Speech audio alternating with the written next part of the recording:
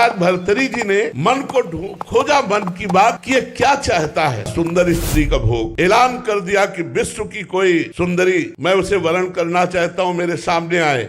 तो बहुत से जो अपनी सुंदरता का अभिमान रखती थी सुंदरियां एकत्र, क्योंकि चक्रवर्ती सम्राट महाराज भर्तरी, उनमें एक का नाम था पिंगला। भर्तरी जी के चित्त को लुभायमान कर लिया। भर्तरी जी ने उसके साथ पाणी ग्रहण किया। उन्होंने कहा राजपाट हमारा छोटा भाई विक्रमादित्य संभालेगा। अब मैं देखता हूँ इस काम में सुख कितना है। जिस काम के लिए मेरा मन लालायित हुआ, पहले मैं सुख से तृप्ति प्राप्त करूंगा। अब राजमहल केवल समय से भोजन पहुंच जाएगा, कोई भी राजकाज सब विक्रमादित्य के ऊपर, और आप केवल भोग निर्णय करने के लिए। बहुत वर्ष व्यतीत होते गए, लेकिन समय नहीं पता चला। पिंगला एक दिन अपने महल के पार्श्व की तरफ देखा, एक हष्ट पुष्ट जवान घोड़ों की रखवाली करवा रहा था। कोई मालिश कर रहा है, कोई कुछ कर, उसे अश्वपाल कहते हैं। देखा और जम गया। पिंगला ने दासी को भेजा, अश्वपाल से कौन मिलना चाहती। अब महाराज जब शयन में होते तब अश्वपाल से मिलना शुरू हुआ। अब आप बहुत ध्यान से सुनना। एक गरीब ब्राह्मण तपस्या कर रहा था देवराज इंद्र के लिए कि वो प्रसन्न और मुझे धन दे। देवराज इंद्र प्रकट हुए और एक फल दिया, बोले अमर फल, इसे खाने से अमर हो जाता है। बस अंतर ध्यान हो गए। उनका मेरी बात भी नहीं सुनी। मुझे गरीब को अमर होके क्या करना है, मुझे तो धन चाहिए था। ये अमर फल मैं महाराज भर्तरी को दे देता हूँ, और भर्तरी धर्मात्मा राजा है, वो अमर रहेंगे तो हमारी प्रजा सुखी रहेगी। महाराज की जय हो। कहो विप्रवर कैसे आगमन हुआ। महाराज मैंने तपस्या कर मुझे देवराज इंद्र ने एक अमर फल दिया, इसे खाने से अमर हो जाया जाता है। आज्ञा करी जितना खजाने से धन चाहिए इनको दे दीजिए। अमर फल लिया, सोचा मेरी आसक्ति पिंगला पे है, मैं अमर होकर क्या करूंगा। अगर पिंगला अमर रहेगी तो मैं सुखी रहूंगा। पिंगला को बुलाया और कहा ये हमारे